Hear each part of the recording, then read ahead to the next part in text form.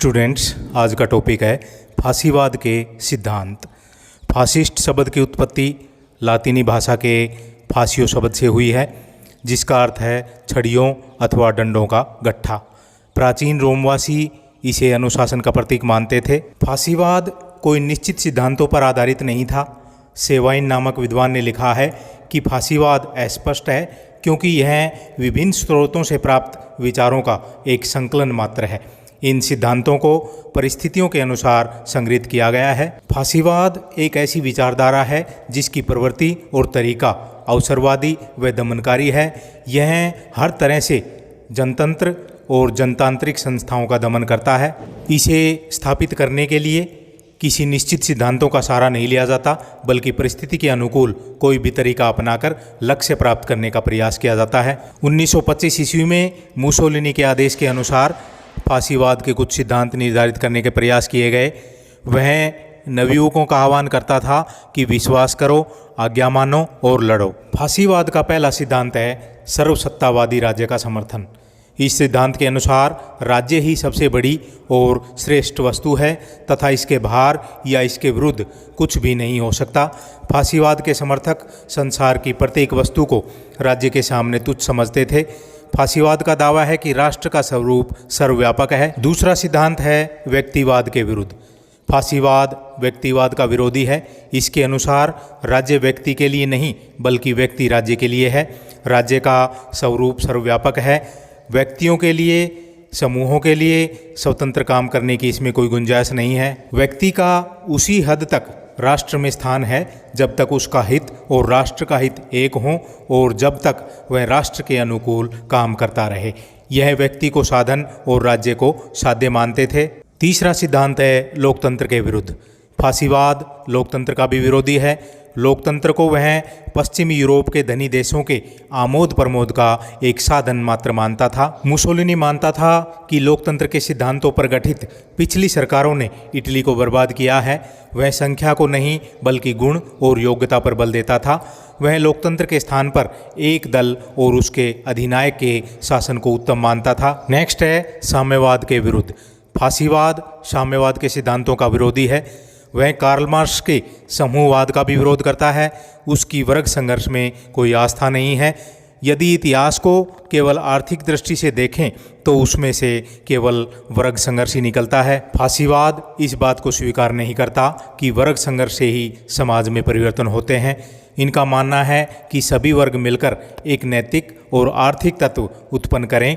यदि सभी लोग मिलकर राष्ट्रीय उन्नति के लिए प्रयत्न करेंगे तो उससे सबको समान रूप से लाभ होगा। फांसीवाद यह भी नहीं चाहता कि लोगों को आर्थिक क्षेत्र में पूर्ण आज़ादी मिले, क्योंकि इससे पूंजीपतियों को गरीबों का शोषण करने की छूट मिल जाएगी। इनका मानना है कि आर्थिक स्वतंत्रता पूरी तरह राज्य के नियंत्रण में होनी चाहिए। मुसोलिनी ने साम्यवाद तथा पूंजीवाद के बीच का मार्ग अपनाया। जहां निजी संपत्ति के सिद्धांत को स्वीकृति प्रदान की, वहीं भूमिपतियों और उद्योगपतियों के हितों को भी सुरक्षित रखा गया और किसान मजदूरों की भलाई के भी कार्य किए गए।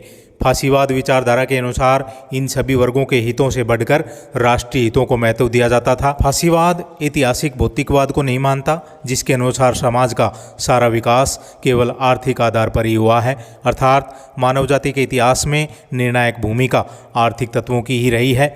फांसीवाद का मानना है कि इतिहास आर्थिक तत्वों से नहीं बल्कि राजनीतिक तत्वों से बना है। नेक्स्ट है तर्क और बुद्धिवाद का विरोध। फांसीवाद बुद्धिवाद का भी विरोधी था। तर्क द्वारा खोज करने के सिद्धांत में उसका विश्वास नहीं था, क्योंकि तर्क से विश्वास व निष्ठा में कमी आती है। व्यक्तिगत स्वतंत्रता जन्म लेती है और विरोध की भावना पैदा होती है। मुसोलिनी का विचार था कि तर्क से देश की समस्याओं का समाधान नहीं किया जा सकता। उनका कहना था कि जनता को देश के मुखिया के सभी उचित अथवा अनुचित आदेशों का पालन करना चाहिए। उसकी योग्यता पर अंधविश्वास होना चाहिए, क्योंकि वह कभी भूल नहीं कर सकता। नेता तर्क के आधार पर नहीं अपितु भावना के आधार पर जनता का सहयोग प्राप्त करें। नेक्स्ट है समानता के विरुद्ध। फांसीवाद समानता के सिद्धांत का विरोधी है। इनका मानना था कि न तो प्राकृतिक रूप से सभी लोग समान हैं और न ही सभी को समान विकास के अवसर उपलब्ध हो सकते हैं। मुसोलिनी के अनुसार सभी मनुष्य असमान हैं। वह इटली जाति की श्रेष्ठता में विश्वास रखता था। नेक्स्ट है स्वतंत्र व्यापार का विरोध। फासिस्ट स्वतंत्र व्यापार के विरोधी थे, उनके अनुसार स्वतंत्र व्यापार का युग अब समाप्त हो गया है। समस्त देशों की सरकारें इन क्षेत्रों में हस्तक्षेप करती है। इनका मानना था कि सरकार का स्वरूप चाहे जैसा भी हो, परंतु देश की आर्थिक व्यवस्था अधिक से अधिक सरकार के हाथों में आ ही जाती है। नेक्स्ट है शांति के विरुद्ध। फांसीवाद शांति विरोधी और युद्ध समर्थक है। वे कहते हैं कि शांति एक जलाशय के समान है जहां पानी ठहरा रहता है। वे युद्ध को स्थायी और निरंतर मानते हैं।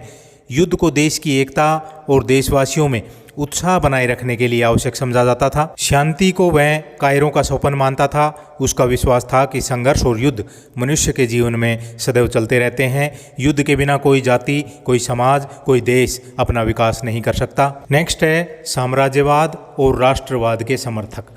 फांसीवाद के समर्थक राष्ट्रवाद और साम्राज्यवाद के सिद्धांतों में विश्वास रखते थे। उनका मानना था कि राष्ट्र को अपने हितों की सुरक्षा तथा विकास के लिए दूसरे देशों पर अपना प्रभाव स्थापित करने के लिए संघर्ष करना चाहिए। विश्व में केवल शक्तिशाली को ही जीने का अधिकार है। उनका कहना था कि इटली का विस्तार होना चाहिए, अन्यथा देश नष्ट हो जाएगा। इस प्रकार कहा जा सकता है कि फांसीवाद कोई मौलिक दर्शन नहीं है, यह अनेक दार्शनिक विचारधाराओं का मिश्रण है। वास्तव में यह एक विरोधी दार्शनिक विचारधारा है और अनेक दार्शनिक विचारधाराओं का विरोध करती है। फांसीवाद के समर्थक अवसरवादी थे। वे काम में विश्वास करते थे, बातों में नहीं। मुसोलिनी चार्ल्स डार्विन से अधिक प्रभावित था। डार्विन के अनुसार जो जीवन संघर्ष की प्रतिस्पर्धा में नहीं ठहर सकते वे नष्ट हो जाते हैं। फांसीवाद का मुख्य स्रोत बुद्धि विरोधवाद है, क्योंकि संपूर्ण मानव जाति पूर्ण रूप से बुद्धिमान नहीं हो सकती। फांसीवाद का आधार परंपरावादी भी है। इसी विचारधारा के आधार पर फांसीवादियों ने उग्र राष्ट्रवाद का निर्माण किया। फांसीवाद हीगेल के आदर्शवाद से भी प्रभावित है। तो स्टूडेंट्स, ये थे फांसीवाद के सिद्धांत जो BA 6th सेम के लिए उपयोगी हैं। ज़्यादा से ज़्यादा स्टूडेंट्स को शेयर करें। Thank you.